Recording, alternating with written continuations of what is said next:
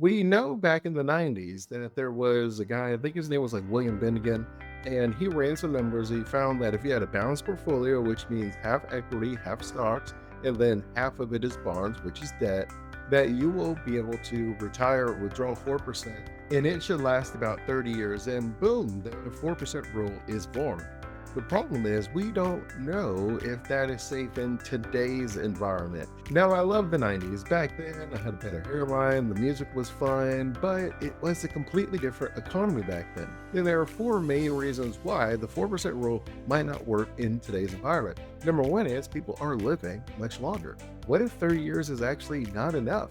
The numbers show that if there is a couple that makes it to 65, both of them are 65, that there is a 50% chance and one of them will make it 90. Number two is inflation is a really big deal. And the idea of doing the 4% rule, it might not be able to cover inflation as efficiently as we need it to. And one of the things that we don't often think about is the bond market, the debt that you would buy. You were getting a much higher return from the bond market back then. You and I both know that from like 2010 to 2020, you are literally getting close to 0% return on all of the debt. And the bond was very difficult to build a retirement strategy off of that. And you even see in today's economic environment, we have $40 trillion in debt, and we're contemplating whether we should lower interest rates. The president is asking every other month, lower the interest rate.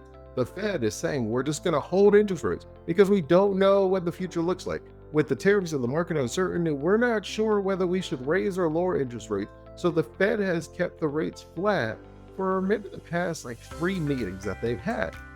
The environment that we're in now is much different, but the idea that the interest rates will be high and they'll remain high is much less likely as it was back then. And the fourth reason the 4% rule might not be as safe as it once used to be is because people are having a lot more fun than they thought they would have in retirement.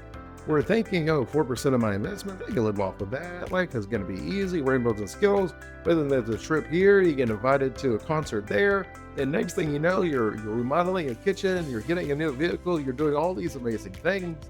And you find that you're spending a little bit more than you expected in retirement.